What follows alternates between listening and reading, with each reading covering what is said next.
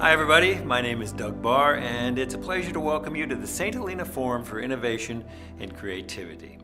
The Forum is an educational nonprofit with a mission to inform, entertain, and we hope inspire by presenting artistic performances and exchanges of creative and innovative thinking on a wide variety of humanities-based subjects. Today, we will be listening in on a conversation between our friend Dave Freed and Dr. Stefanie Milam about the recently deployed James Webb Space Telescope. Also known as JWST, the Webb is an infrared observatory currently 1 million miles from Earth, orbiting the sun and sending back the most astonishing images of our solar system and far, far beyond.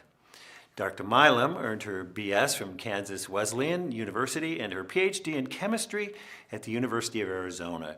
She then pursued a postdoctoral position at NASA's Ames Research Center to conduct laboratory studies of interstellar ice analogs with applications to astrobiology. Stefanie maintains a renowned observational program with radio telescopes and with space-based observatories to study comets as part of an international collaboration. Additionally, she conducts high-resolution spectroscopic studies of evolved stars, star-forming regions, and the galactic interstellar medium.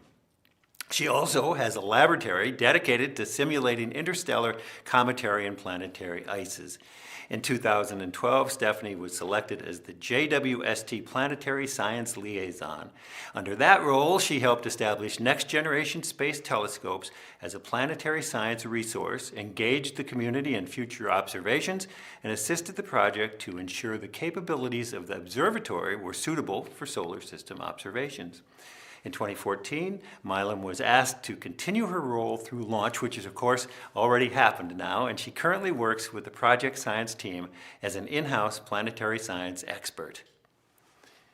For those of you who are regular visitors to the St. Helena Forum, I'm sure you'll remember David Freed, a screenwriter, novelist, former investigative journalist for the Los Angeles Times, and a friend of the St. Helena Forum who interviewed evolutionary molecular biologist Dr. Beth Shapiro about biodiversity and de-extinction. Dave was an individual finalist for the Pulitzer Prize's Gold Medal for Public Service, the most prestigious award in American journalism, and he shared in a Pulitzer Prize for the newspaper's coverage of the 1992 Rodney King riots. Dave reported from Saudi Arabia, Kuwait, and Iraq during Operation Desert Storm, and he's a frequent contributor to national magazines, including, very germane for today, Air and Space, Smithsonian, and The Atlantic. He holds a Master's of Liberal Arts degree from Harvard University and currently teaches creative writing at the Harvard Extension School. Everybody, please welcome Dr. Stefanie Milam and David Freed. Hi, Stefanie. Hi, Dave. Thank you so much for being with us today at the Forum. Thank you, Doug. Thanks so much for having me. Hey, I know you guys have a lot to talk about, so if you're both ready, I'll turn the floor over to you. Great. Stefanie, thank you for taking the time out of your very busy schedule. You'll find in the next 55 minutes or so, the vastness of my questions are surpassed only by the universe and my general lack of understanding of the universe. So I'm hoping that you will enlighten us. A bit of background. You are the only person of celestial note that I've ever met, with the exception of astronomer Clyde Tombaugh, who you may know was the discoverer of the planet Pluto in 1930, our ninth planet. So that was my big claim to fame up until our meeting, where I got to tell people I met the guy who discovered Pluto.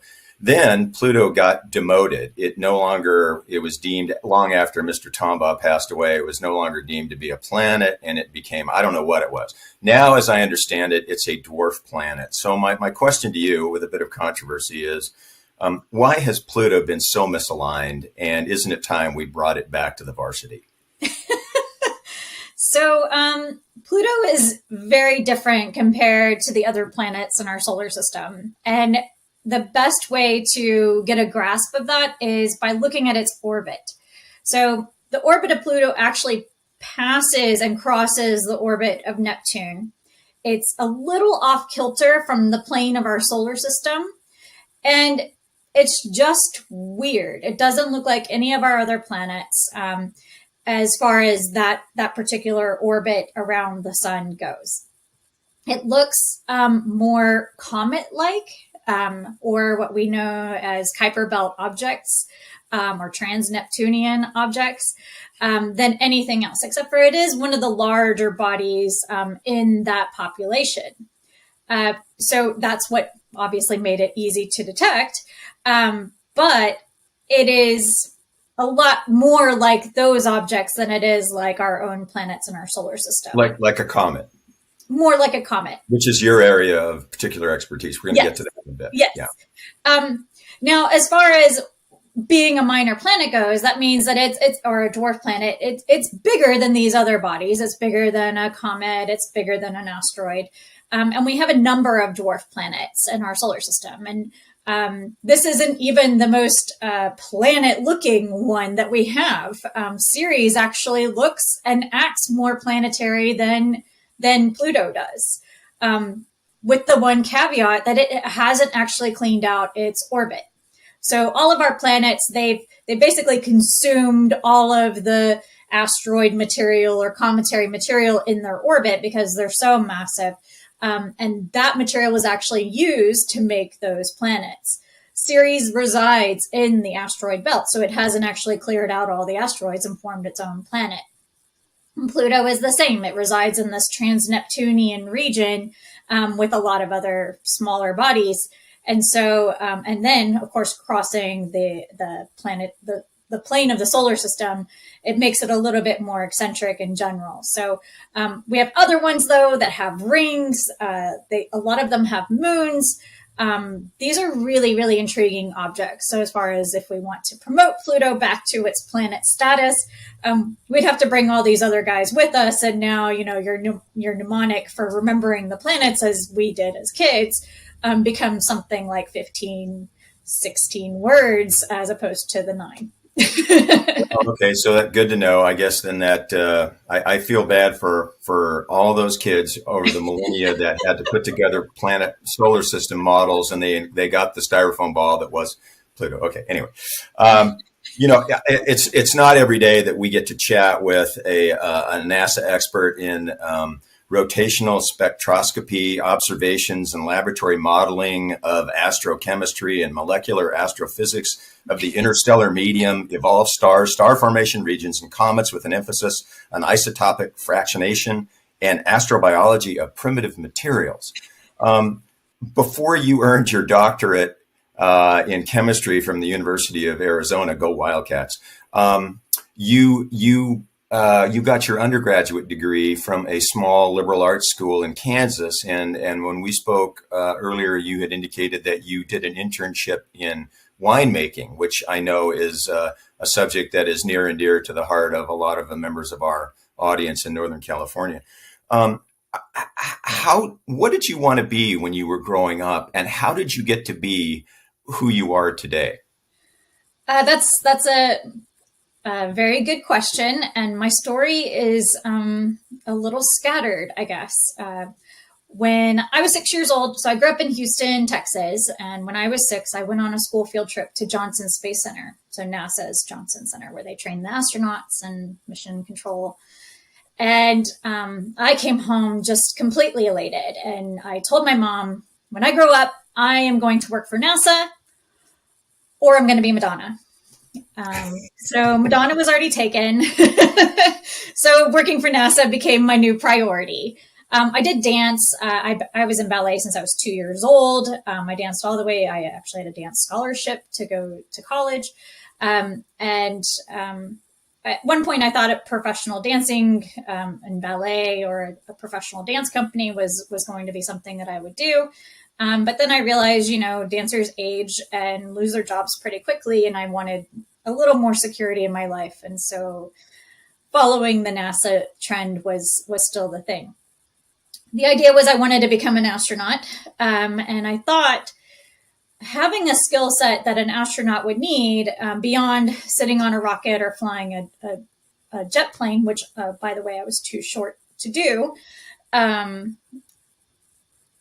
meant that I needed to be a scientist. And I knew that NASA had this long-term goal of, either more experiments to do on the space station, returning to the moon to conduct more experiments, maybe building a laboratory there or a station where more science could be done, a potential future of going to Mars or other bodies in the solar system. And to do any kind of science, either on the space station or even on a body, would mean, having that skill set. And so I thought chemistry, which was something I was naturally pretty good at in school, was a great path. Learning how to conduct experiments, the scientific method, with an application that would be useful for something like an astronaut.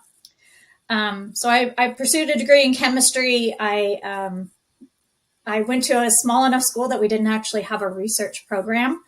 And so I got a job at a local environmental laboratory. So, studying contaminants in groundwater and air pollutants and other things. And I realized very quickly that chemistry could be very, very boring, even though a very secure job, and decided that I didn't want to wash beakers for the rest of my life. And my advisor was fantastic and knew my passion for astronomy and working at NASA one day, and she introduced me to astrochemistry.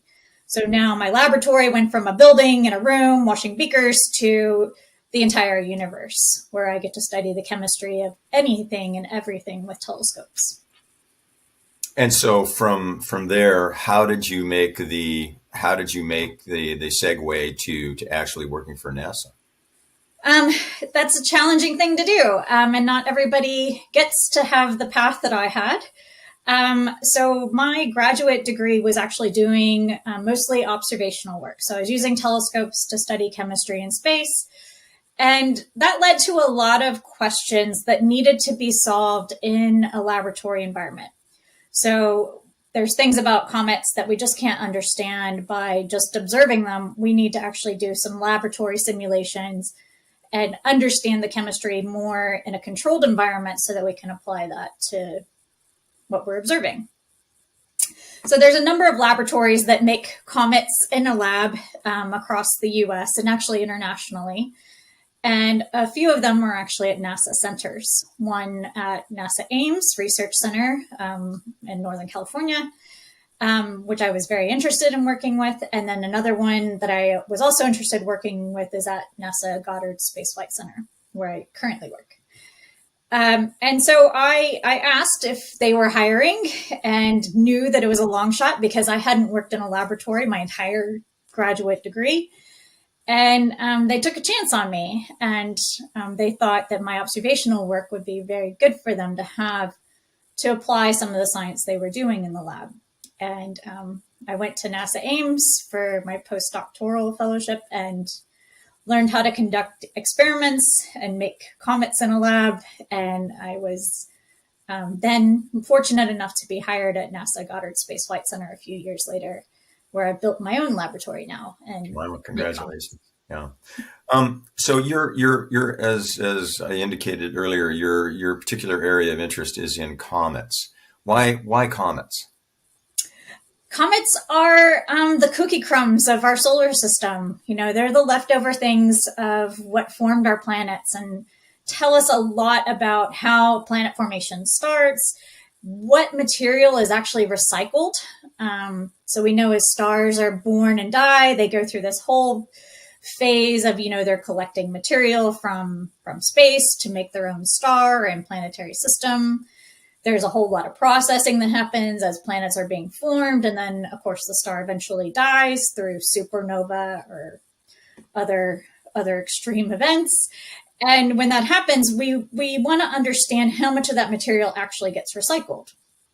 This is really important for the field of something like astrobiology, because we want to know what the molecular ingredients are of our solar system and other planetary systems, and see if we're making the same cookies out of every planetary system or if everything is coming from a different start.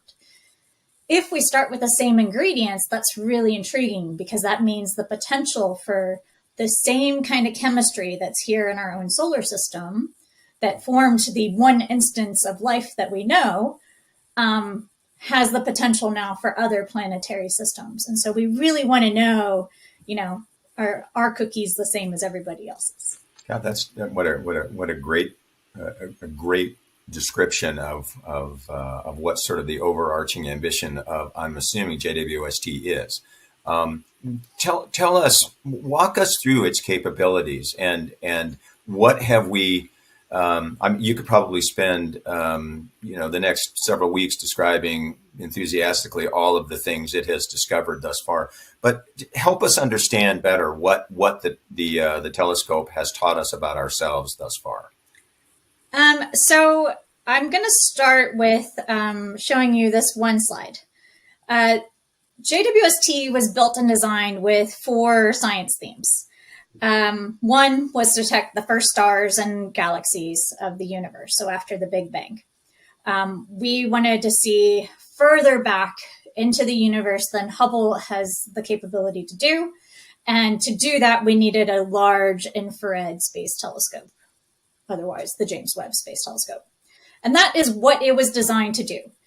But we also knew that it had, as a large infrared telescope, the capability of doing a lot more science than that. And we wanted it to be sort of an all-encompassing telescope the same way Hubble is.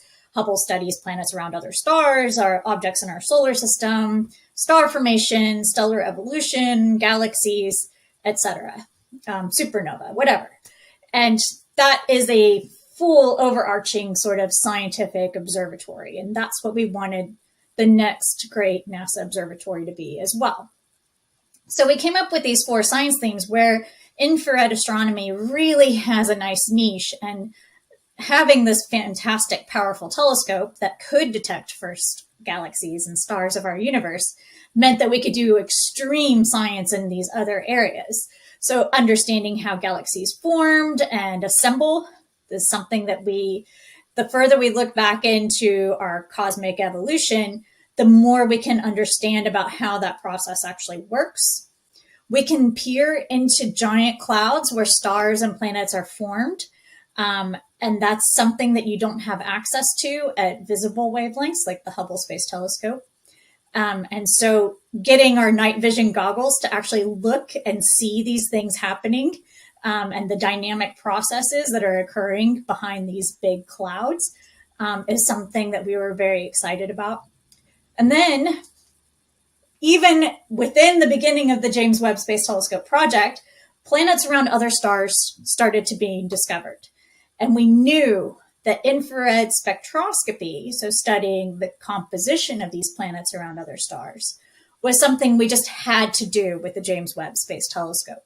And sure enough, as the first planet was discovered around another star at the very early stages of the James Webb Space Telescope project, we now have over 5,000 that we know of. And we are studying as many of those as we possibly can now with this observatory to see what they're made of and if they are like any of the planets or satellites in our own solar system. So you had indicated when we spoke initially that, and please correct me if I'm wrong, that really the ambition is not so much to try to seek out new life, not to be cliched, but really the ambition is is the pursuit of anomalies. Did I have that right? And Yes. if I did, can you elaborate on that? What does it mean to be in pursuit of anomalies?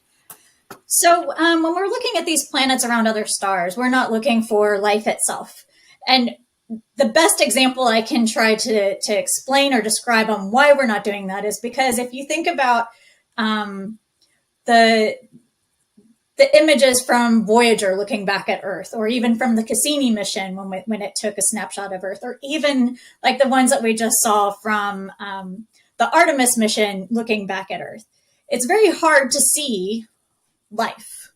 And so what we see is, especially from very distant perspectives, is we see something called the spectrum. So we're seeing what the atmosphere of the planet is made of.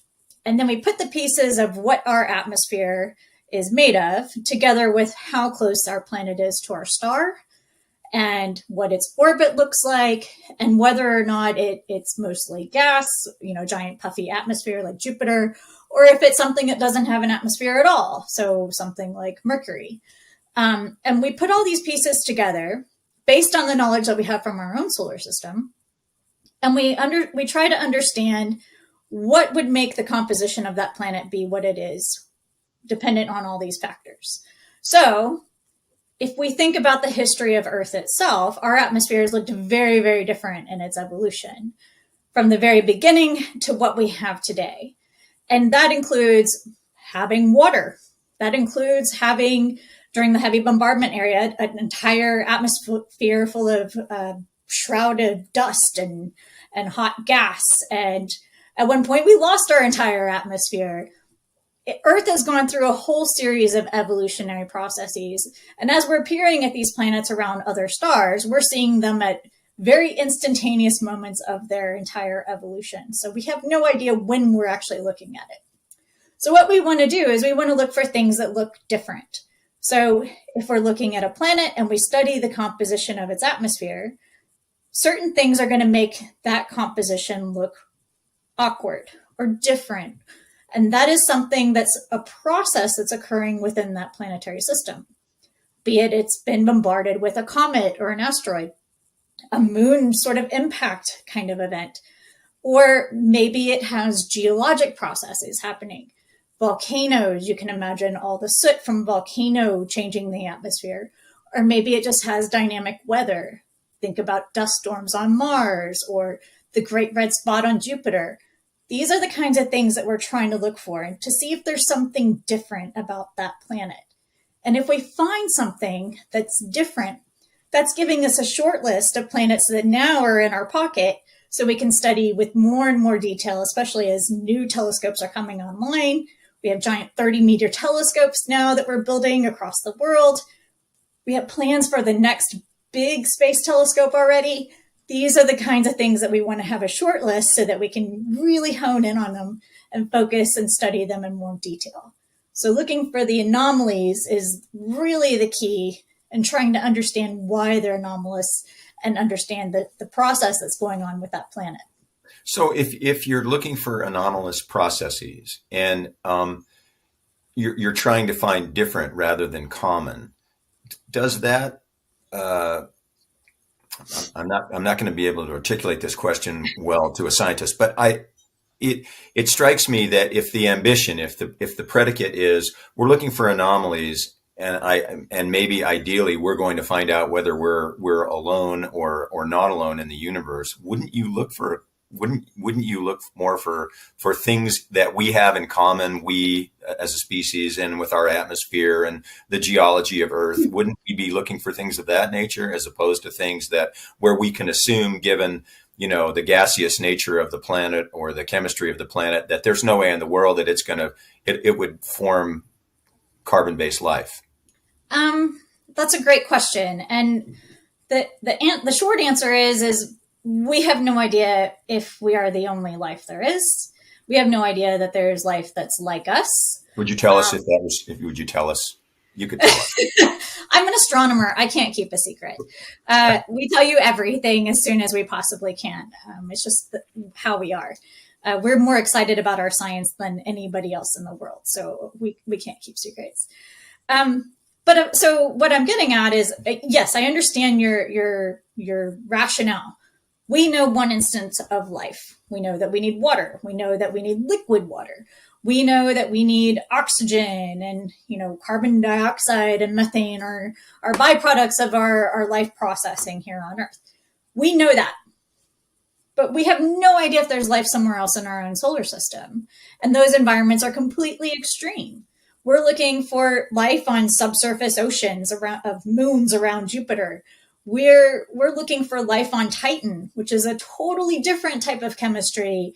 It's the only moon in our solar system that has a stable atmosphere, and it's totally different from ours. But we think that environment could potentially harbor something like life. So yes, we have a bias, and yes, there is a bias for us to start with what we know. So we are looking at planets that are in what we call the habitable zone or the Goldilocks zone. So it has to be a planet that's far enough away from its star that liquid water could actually stay and reside on a terrestrial body, but also not so far away that it's completely frozen or gone.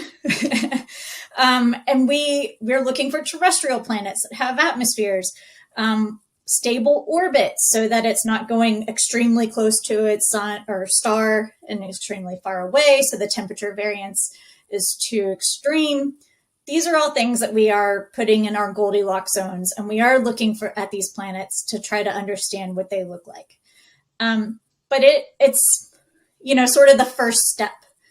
We have many more steps to go, and looking and understanding what other planetary systems are like compared to our own is really the first step. And I have another fantastic image to show you about this. This is, or was, all of the known planets that we knew up to date, all the way to 2015, I think was when this one was last made. So we only knew about 1,700 planets at the time. And as I already mentioned, we know over 5,000 now.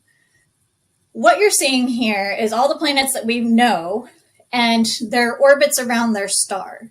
It's showing you how big those planets are or how small they are and how close or far away they orbit their star. And the most important part of this video is that the solar system, it's actually shown in these little gray dashed lines. This is our own planetary system. You can see our orbits of our planets are extreme compared to all of the known planets. Part of this is observational bias. It takes a long time for Neptune to go all the way around the sun. So if we're talking about transit spectroscopy, when we measure a planet passing in front of its star, we have to wait, hundreds or thousands of years sometimes for those planets to do a transit. Sometimes we get lucky, but most of the time not. There is some observational bias.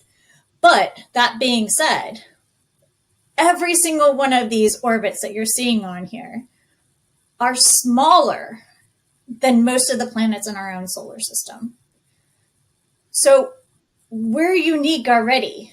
We already know that we're unique. And again, is this observational bias? Is this something that we don't have the technology or capability to study planets that are farther away from their stars? We're looking, we're doing the best we can. We have all sky surveys happening routinely. New ones are being built and getting ready to be put online, including the Rubin Observatory and the Roman Space Telescope will be launched in a few years. And they'll be looking at these planets, our planets around other stars, and trying to see if we can find any more. And we will find more and more and more, and seeing if any of them look or resemble anything like our own solar system. So this imagery that we're looking at now is circa, if I have this correctly, it's circa 2012, and it's from Kepler, correct? Yes. Yes. The imagery that we see virtually daily from NASA, the stunning imagery that is released to the public and to among your colleagues who, astronomers who can't keep secrets, it's infrared imagery. How much of it is manipulated to create the imagery that we actually see? Oh, that's a great question. So let's start with the Hubble Space Telescope. So Hubble actually operates at light in the visible part of the spectrum. So the same light that we see with our own eyes. But even the Hubble images that you see, for the most part, are what we call multicolor, 3-color type images. So what I'm showing you here is the image on the left is an actual Hubble Space Telescope image. And this is a multicolor image. So what they do is they take a picture in one color, so let's say blue, then they take a picture in another color, let's say green, and then they take a picture in another color, probably red. And then they stack those images to build these beautiful montages of something that would look like what we would see with our own eyes. And this is as close of an approximation as we can possibly get without actually going to these objects and looking at them with our own eyes.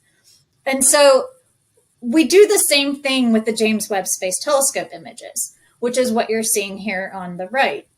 So again, this is multiple colors, but it's not colors that you would see with your own eyes. So we take a picture at one wavelength, and a picture at another wavelength, and a picture at another wavelength. And we just, for the quality of the image and for the understanding and comprehension of how these different wavelengths are change or trace different things within that image itself, we put them in colors.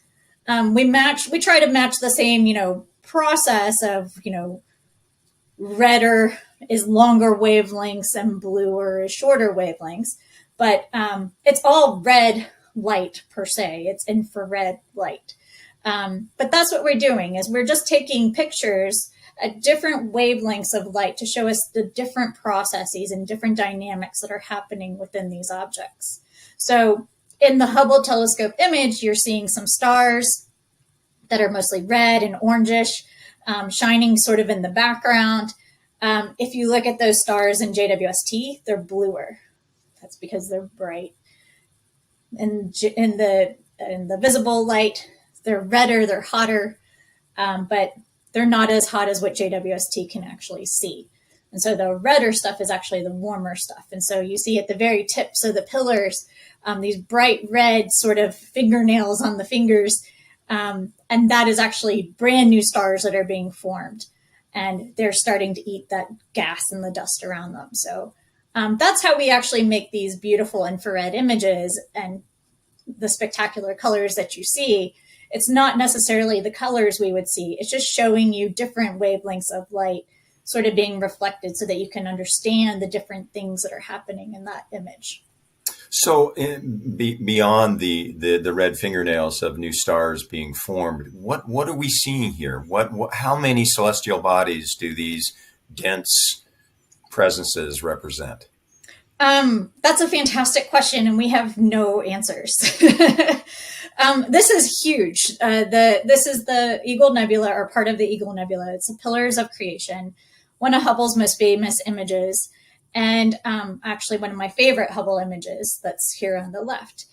And so what you're seeing is a giant cloud.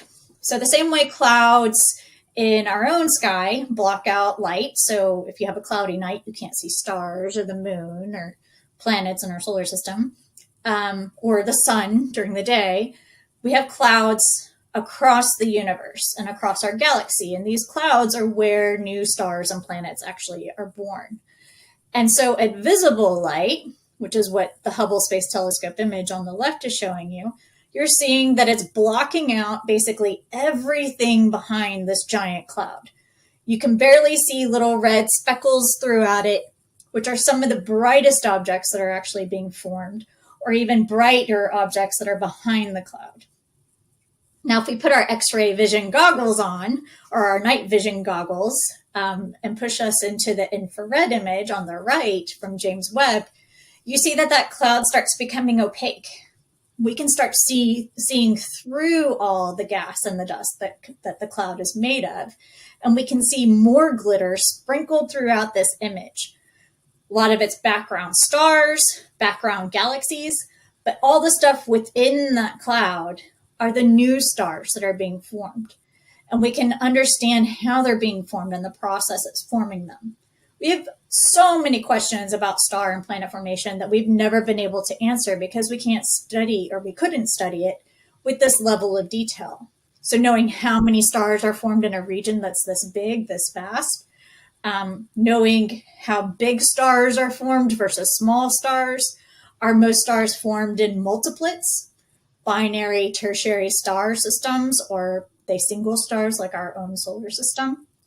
And then how their planets are then formed around them. Are they mostly gas giants like Jupiter planets, or ice giants like Neptune's? Or are they mostly these tiny rocky planets in the inner solar system? What does their asteroid belt look like? What does their Kuiper belt look like? These are all questions that we really are just starting to get our fingers on and understand. And the James Webb Space Telescope is just taking it to the next level and helping us really probe that whole process of stellar evolution. You had indicated one of the things that I thought was particularly fascinating when we spoke earlier was that there's great competition internationally for telescope time, if that's an appropriate term. and that your particular area of interest is within our solar system, and that ultimately, I think you said something on the order of only 7% of, of available telescope time is allocated to exploration within our solar system. Do I have that? Did I have that correct? With the James Webb Space With the Telescope. James Webb, right. Could you walk us through how that process works? How do scientists from around the world vie to to get telescope time and to have their particular projects address the issues that they're interested in with the telescope? That's a fantastic question. So the James Webb Space Telescope is an international partnership between NASA, the European Space Agency, and the Canadian Space Agency. And so a lot of people always ask me, does that mean NASA gets a third of the time, or the US gets a third of the time, Europe gets a third, and Canada gets a third? And no, that's absolutely not how time is allocated. What we do is we open up a call. So we solicit the entire world for scientific proposals to use the telescope. And so they have to write a justification for the science that they want to do, the modes of the telescope they want to use, the objects they want to study, and how James Webb the Space Telescope is actually going to help address those questions. Those all then go into peer review. So we have a panel of scientists. It's all organized by the Space Telescope Science Institute, who also runs the Hubble Space Telescope and does the same process for Hubble. And this group of reviewers looks at all of the proposals, and they rank them on scientific merit. Now, they are broken into sort of scientific categories. So as a planetary scientist, I'm not reviewing extragalactic proposals, for example. Only experts in that field are reviewing the proposals on extragalactic astrophysics. And then there's a panel of scientists that reviews exoplanets, and there's a panel of scientists that reviews solar system science. So what we do is we take all the proposals that have been submitted, and in cycle one, there was about 1,200 of these proposals submitted. And we rank them. Okay, this is the science we have to do. We have to study Europa and see whether or not the plumes of Europa look like the oceans of Earth.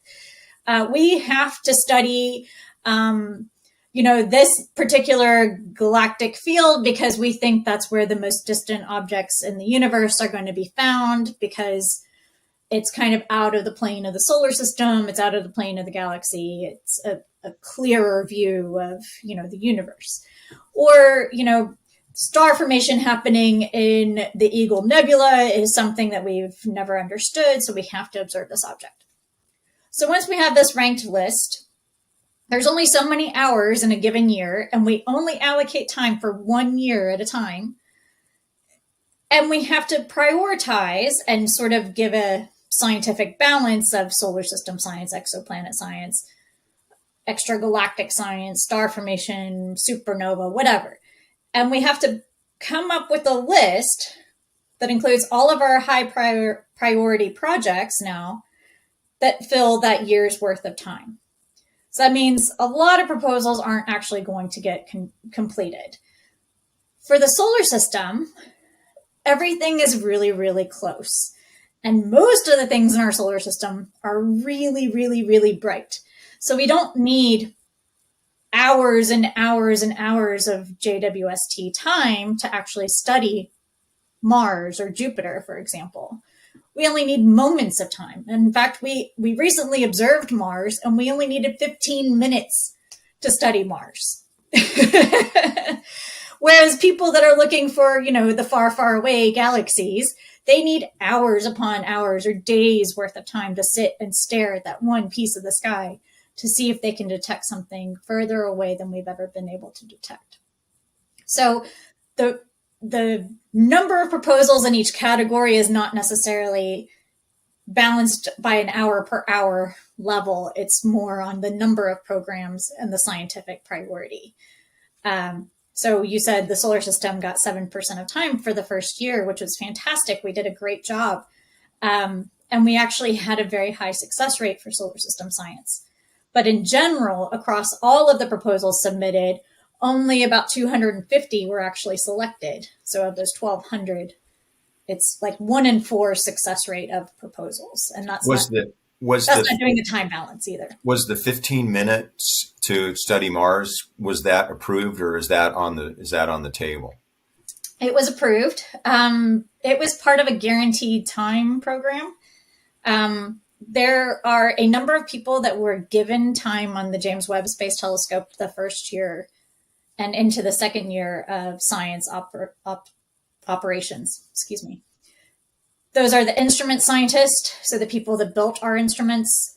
And then there's a whole series of what we call interdisciplinary scientists that were given time. So these were people that have been working with the James Webb Space Telescope project for the last 25 years. They were selected, I think, in 2002. I think it was back then. To basically help build the science priority and capability of the James Webb Space Telescope, so that we knew that we were building something that was going to do the science that the community really wanted to do. And that's always a struggle with engineers and scientists. You know, we want more, we want bigger, we want better. And they're like, it doesn't fit in a spacecraft. So we're always challenged with these balances that we have to play. And so the people that were these interdisciplinary scientists were given a handful of time as well. And the Mars program for cycle 1 was part of the guaranteed time program. So what did you hope to find in those 15 minutes? And what logistics are associated with positioning the telescope such that it is going to achieve your objectives? So Mars is actually the brightest infrared object that the James Webb Space Telescope will ever observe, at least to date. It's so close to Earth. It's so hot. It is extremely bright for a telescope that's been designed to detect the first stars and galaxies of the universe. And we can only do certain wavelengths of light with the James Webb Space Telescope when we look at Mars. Because it's so bright, it saturates everything very, very quickly. And so a few of the science cases that we wanted to do was look for the Mars atmosphere composition and really try to hone in on whether or not methane is in the atmosphere that circulates, or whether it's just localized sort of releases through the surface. We want to study other volatiles like water, carbon dioxide, carbon monoxide, see how that is affected by the weather and the general circulation pattern going around Mars. But again, all we had was a handful of minutes, and we were able to do all kinds of science and amazing results just with this blink of an eye with the James Webb Space Telescope. Comparable studies have been attempted from the ground, and it's taken months worth of time. You're competing for time on a ground-based telescope that's, already oversubscribed as well. But you need hours to actually get the full spectrum across the disk. Mars has to rotate so that you can get the full planet. Oh, and by the way, you're on the ground. So you can't observe during the day. If there's a cloud in the sky, you can't open the telescope. If it's raining, if it's snowing. So you have all these other challenges of observing from the ground that we don't have with a space-based observatory. And we have beautiful results. Our first data were actually already released. The first images, let me pull one of those up for you. So this is the first images that we released in a press release a month or so ago. So it's showing you maps across Mars that we did with the James Webb Space Telescope at 2 different wavelengths. So again, just 2 different colors. And what we can see is, craters, basins, a lot of surface features. But the more important thing was to actually get the spectrum, where we're looking for the fingerprints of different molecules so that we can study the chemistry of Mars's atmosphere. And, we have detections of water, carbon dioxide, and the team is now currently working on the details of how much methane is there, or other organics, or maybe some of the more solid features, the silicate material, etc.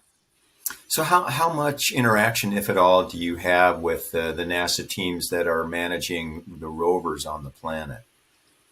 I personally don't have a lot of interaction with them. I don't study Mars myself. When I was when I became the deputy project scientist for planetary science on the James Webb Space Telescope, I wanted to ensure that all solar system science that we possibly could do with the James Webb Telescope could do it. And I don't study Mars. I don't study Jupiter. So I reached out to the astronomers that study Mars routinely, people that work with the Mars rovers, people that work on orbiters, as well as those that work in Jupiter and Saturn and every other object in the solar system that we could possibly point to, just to make sure that I was covering the full basis and know what suite of science do we actually want to do with an infrared space telescope that we can't do with a rover, an orbiter, a lander, or even with ground-based telescopes. And I worked with the entire planetary science community to understand what that meant. How fast does the telescope have to track a near-Earth asteroid if we really want to study one of them? What about comets? They also move really fast, and they're also extremely bright. What are the science topics that we really want to make sure that we cover with the James Webb Space Telescope? Pluto, how do you follow up something like New Horizons? And there's so much science that needs to be done and can be done with an infrared space telescope. And so I did work very closely with a lot of people that work on other NASA missions, just to understand where we are with the current state of knowledge, where we're planning to go as far as future planned planetary missions, and what JWST can do to fill in those gaps. How much lead time do the people that are actually managing the maneuvering of the telescope, or the manipulation of the telescope, I should say, how much time do they is devoted to the actual positioning the lens in such a way that it captures the images that you're in pursuit of? That's a great question. So when all of the proposals are approved for a given year, we do a rack and stack. So we see when objects are going to be observable in the sky, and we're trying not to slew the telescope around a whole lot. We want it to move slowly and gradually across the sky. One, so we don't burn fuel or angular momentum. So we're optimizing the operations as best we can. But also every time you slew the telescope extreme amounts, the fuel does slosh around a little bit and we have to let it settle. So we try to move slowly and steadily across the sky as best we can. So a full year's schedule is penciled in, and we kind of move things around where we think, oh, well, this one might need a little bit more priority because for example, if it's a solar system object, we can see one side of the hemisphere at a given part of the year versus whenever we can observe it again. A couple of months later, you see a different part of that hemisphere. So sometimes we have to rejig things just a little bit. We iterate that schedule with the scientists that have submitted the proposals and understand whether or not they agree with what we have proposed of when they can observe. Then there's a short-term schedule that happens, and that's a couple of weeks out, where now the pencil becomes a pen, and we do our finalization of that schedule. So we're iterating with the scientists, as well as understanding, does JWST need to do a momentum unload? When was our last downlink? How much data are we going to be putting on board? How much data do we need for all the programs that are in the schedule or in the queue? And then we finally, 1 week before, we send up all of the observations for a week at a time. And that is when we have our final schedule, and that is what is in the queue. So there's a long term, sort of a short term, and then the final. And it's for one whole year we do this, and it's very iterative. Now, that being said, if something new discovery, supernova, interstellar object, new comet, a comet runs into the side of Jupiter, we do have a short-term access to the telescope. So we have what we call target of opportunity proposals, or short turnaround proposals, where we need to trigger the telescope to move to go observe the supernova that just went off. And we need to do it right now. And right now for JWST is about 48 hours. Because it takes time to do the uplink of the new schedule and fit things in and sort of rejig it. And so how soon after the imagery is captured or downloaded do you have the opportunity to assess it? So we have data uplink and downlink. I think we're on the schedule about twice a day, just depending on what's going on in the solar system, because we use the Digital Sky Network. And whenever we have that access, I will say almost all the observations that I have been involved with to date, we've had our data in hand less than 24 hours from when the observations actually happened. So it's pretty quick. So is that, I mean, do you have those kind of holy bleep moments where, you know, you get the data, you get the imagery, and it affirms what your hypothesis was, or is contrary to what your hypothesis was? Absolutely. So I am going to start with one image, and then I'll get into some of the more fun stuff. So this is not a science image. This was data that we took of Jupiter during commissioning of the telescope. So once we launched from French Guiana on Christmas Day of 21, it took us a couple of weeks to actually get 1 million miles away from Earth to the second Lagrange point where we are in orbit. And then it took us about 6 months total to align the optics of the telescope, turn the instruments on, and make sure everything works.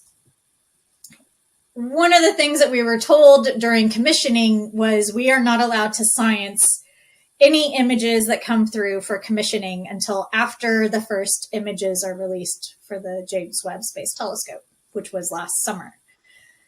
So this is commissioning data that we took of Jupiter. And what we were trying to do was understand, when we're looking at really, really bright things in the solar system, does all of the controls pointing, tracking the telescope, to follow an object moving, how well does that work when we're looking at something extremely bright? So what we're doing is we took images of Jupiter and we moved it closer and closer to the guider. So a false science case for this would be if we were studying satellites of Jupiter and the planet itself got close to the guider. Could we actually do science on those satellites? And so these are less than 1 minute exposures. And the one on the right is showing you just sort of a stretched version of one of those exposures. So you can imagine turning up the lighting or darkness settings on your camera or your post-processing, whatever you're using. And we were just blown away. 1 minute, and we're seeing the rings of Jupiter in ways that we've never been able to see. We can see the aurora. We could see the Great Red Spot. We could see small satellites. Europa is so bright, it's saturating. It was mind-blowing. And of course, the project is all, don't science these images. And it's like, but look at it. Just look at it. It's so beautiful. So this was extremely exciting. And again, it was just quick snapshots to see what we could do. Once the science team that was actually slated to observe Jupiter got to get their hands on the telescope and do the things that real science would do, this is what we got out of it. And it's just absolutely stunning. There's nothing that has blown me away yet in the way that the first Jupiter images from the science team came in. The rings, again, the small satellites, the aurora, the storm structure that we can see, like the fine details of all of the storms going across the atmosphere, the clouds. This is absolutely fantastic. And then we went to Neptune, and it was like, oh my gosh, look at Neptune. Look how bright it is. Look how bright Triton is. This was mind-blowing. how well we could see the rings of Neptune and how bright they were. And it's not blue. Well, what are you, that is remarkable imagery. What are you most excited about in the context of the JWST and what it's capable of doing? Everything. Almost every single thing that we have looked at with this observatory so far has blown me away. I have, I've been beyond excited about everything. From the planetary scientists, the Mars images, the Mars spectra, Jupiter, Titan now, even some of the small bodies. We're already getting just revolutionary science out of this observatory. We released this image of the L1527 protostar a few weeks ago, and it is by far one of my favorites. This is showing you star formation in a totally different level than what we saw in the Pillars of Creation. And this is an image of a star forming, which you can't actually see the star itself. It's just the evidence of the star forming. The star is actually in the very center of this hourglass. There's a little black line that almost goes right across the image of right across the center of the hourglass. And that's the disk of material. So you can think of the asteroid belt, the Kuiper belt, where the planets are forming around the star as it's becoming its own star itself. And it's pooling all of this gas and material in, forming its planets, forming its star.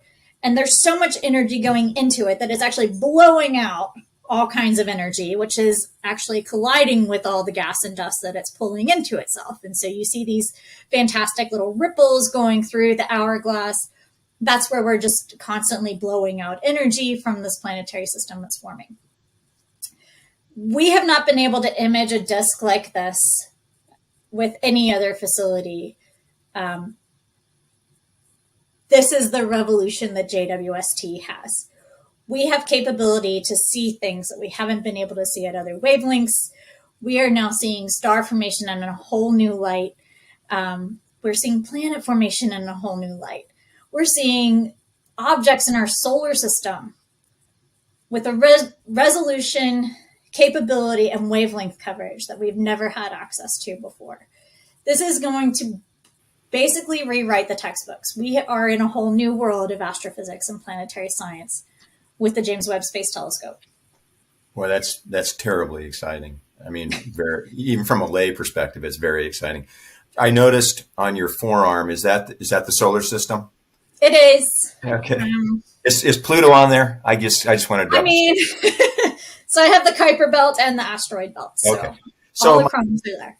We could spend weeks talking about this. This has just been utterly fascinating, and thank you so much. So I have just, I guess, one last question. And not to be flip, but from a geocentric perspective, we have all grown up believing that we were sort of the center of everything, and that the solar system was referred to as the solar system.